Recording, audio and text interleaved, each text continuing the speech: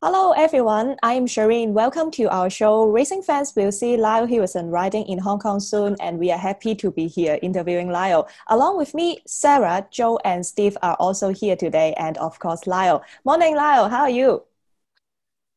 Morning. Thanks for having me on the show. It's always a pleasure, and I look forward to chatting to everyone. Yeah, very happy to see you again. You are now in quarantine, so Sarah has a question for you. I do. In regards to quarantine, you have to quarantine for 21 days since you got to Hong Kong. What have you been doing to help you prep for getting back into the races here at Hong Kong?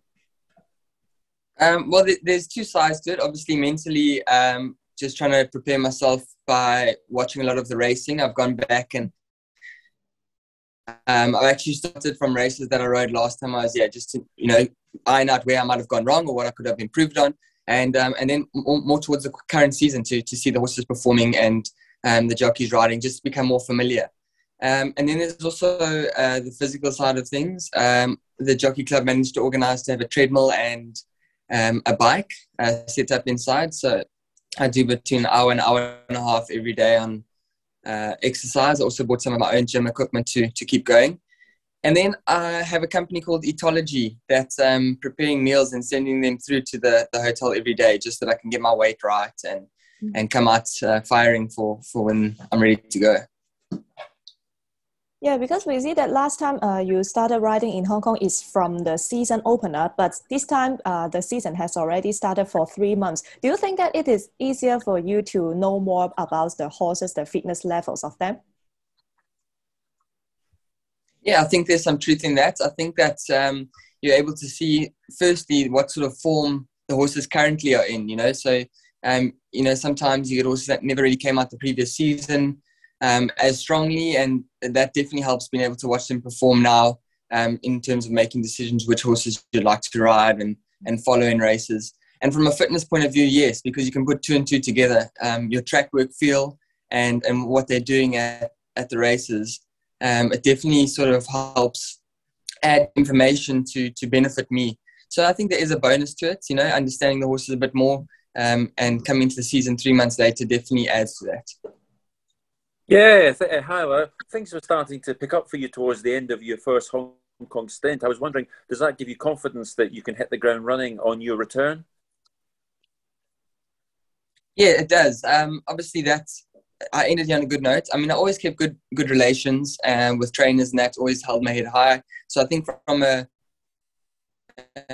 individual perspective, I was always on the right path. But yes, with riding those winners and quite a few places, and just being consistent towards the end of my stint, I do think that adds some value to how I feel like being back, and just also where I am currently, in terms of maturity-wise, experience-wise, confidence, everything. I believe that it does help me have that sort of feeling about hitting the ground running when I get back. Is it a more difficult place to ride than, say, Japan and South Africa? In fact, in my time in Hong Kong, I never got any suspensions. However, I feel like when you're always in the scruff of a race, that's probably when those small suspensions come. And unfortunately, my first stint, I wasn't really in the rough and tough of it the whole time. So I think it is definitely more difficult because riders don't give an inch. It's quicker racing times, very, very competitive, and there's no room left for error. So yeah, it is probably a bit more difficult. It seems very unfair to carry over from another country, doesn't it? The suspensions. Yeah, it seems, but I guess the rules are rules, and it's just how it worked out. It pretty much helped me in my tracks from when I was trying to get going, and that definitely sent me back. But that's in the past. We've learned a lot, and put that behind me and go forward from here. Great, thank you. Yeah, and we're glad to see you back. And you came back to South Africa, and then you just started riding a lot of winners, and you were actually the champion jockey in Australia or in South Africa. Which track do you prefer the most? Do you like Sha Tin or Happy Valley, or you're indifferent between the two? Yeah, I'm indifferent. I think the one thing about Happy Valley is it's more of a course that you could win on horses with less of a chance by giving them an exceptional ride, where Sharpton's probably more fair and more consistent to its winning, just in my opinion. But yeah, Happy Valley, because it's tight with a big camber, short straight, any mid-race moves or tactically astute riding can get you into the winner's box on probably a lesser chance horse. So I think it probably makes it a little bit more competitive. And for someone in my position starting off, that's probably a place that you could aim to do your best and get the best results out of probably inferior horses. Yeah, and also in South Africa, it's a lot of straight racing, like Turfentine and the Val has those straight races, and Sharpton only has that 1,000 meter up the straight. So is it hard to adjust between the two, or is it fairly easy, or does it feel any different to you? No, Val is the only exception in South Africa. It's got up to a mile straight. But Turfentine and that is past 1160 is around the turn. Gravel's all around the turn. Yes, so no, it's an easy adjustment. Become used to riding races around the turn, of course, as well. But yeah, you know what? The biggest thing is just the design of sort of like Happy Valley, with its tight track camber. I wouldn't say it takes time getting used to, but it takes time understanding. So yeah, I've done a lot of work. Obviously, I've ridden at the tracks, and that's the least of my worries. I'm pretty confident on the tracks, yeah. Where does it favor if you're running up the straight at Sharpton? Does it favor the outside, the inside, or in between? The past results and where the jockeys tend to run to, the outside's definitely been the strip of gold in the past few seasons. But I mean, you do get the outliers all the time that come through the middle and win. So I think a lot has to do with the horse you're on, and the conditions here in Hong Kong. The tracks are so well prepared that I think it will be particularly fair as far across the track as possible. But if I had to lay my head on the block, of course, the outside does look particularly good. And do you have to? Is it? Happy Valley is usually night racing and Sharpton's day racing. Does your body have to adjust to that, or like condition wise, or do you feel it's like the same? Because I know that a lot of jockeys, they say they don't really like the night racing because they're so tired after. Yeah, I love it. I don't.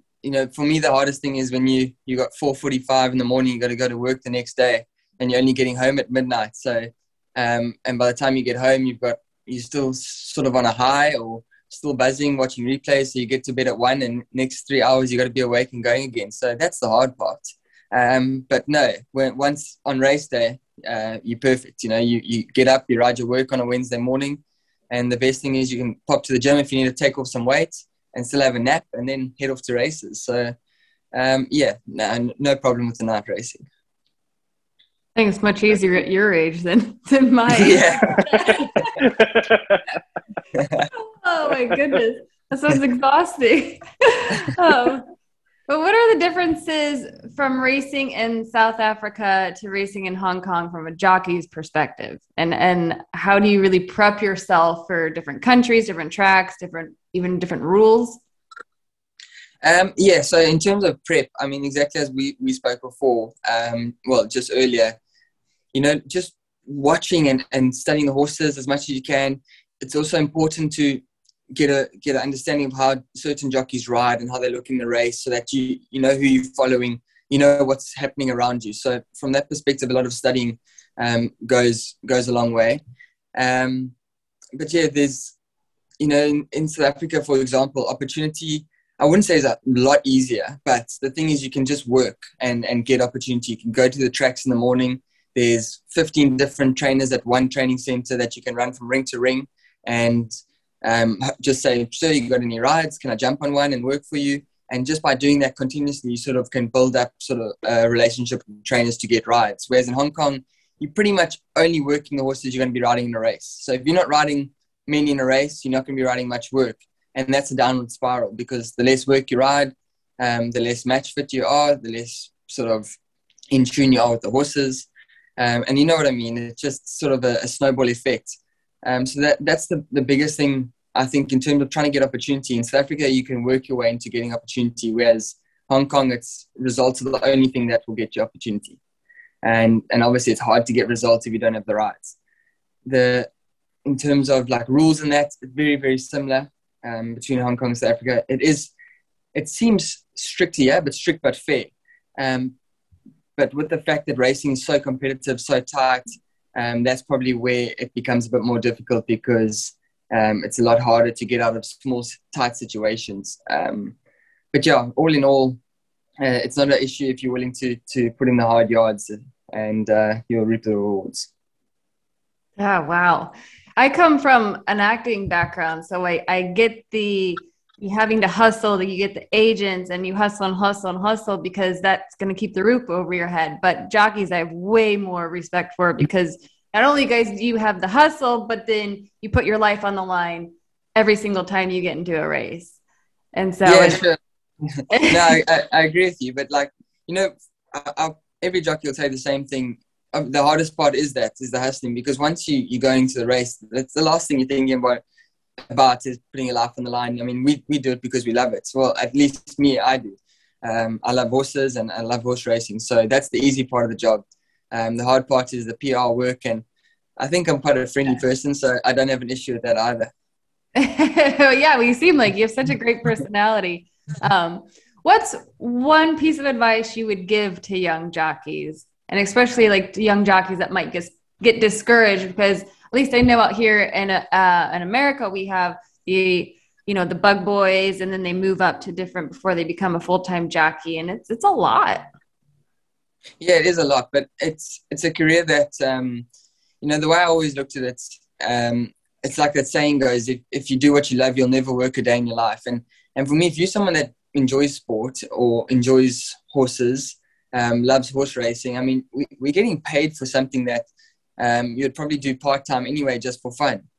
And, that's how you got to look at it, is never forget the enjoyment of the sport. You know, if you let too much of the pressure just get you all the time, and when things are tough, that's when it's going to get you down. But if you remember why you're in it for the first place, for the love of what you do, I think that definitely helps towards achieving. And the only way to achieve as well is about being prepared to put in the hard work, because in fact, like I said, the hard work is the stuff you do behind the scenes. The racing isn't the hard work.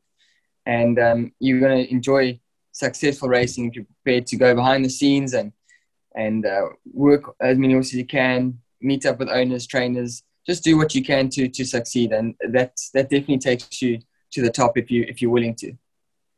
I agree. Well, you've certainly proven it with your record at your age, at 23, with 3-time champion, but you're almost to 1,000 wins. Exactly. Like I said, because I'm enjoying it so much, it makes it a lot easier. And I've been very fortunate to have great support, but I'll never let someone tell me that it was given to me on a plate, because I started from a work rider, paying my own way, and just by humbly carrying on and doing my best, it's got me to where I am today. So yeah, it's all about manifesting to being the best, and that's the path I'm on, hopefully. Yeah, good. I really like your personality, Lyle. You are now more mature. I can feel it. So it is your second time to come into Hong Kong. I guess you must be more familiar with racing in Hong Kong. And I believe that you will be more familiar with the Hong Kong culture. So maybe now I would like to test your Chinese ability. As you can see, that is your name in Chinese. And could you please try to copy it or try to write your Chinese name on the paper, so let the Hong Kong racing fans to see it? Okay, I'm no artist, but I did my best. You can tell me.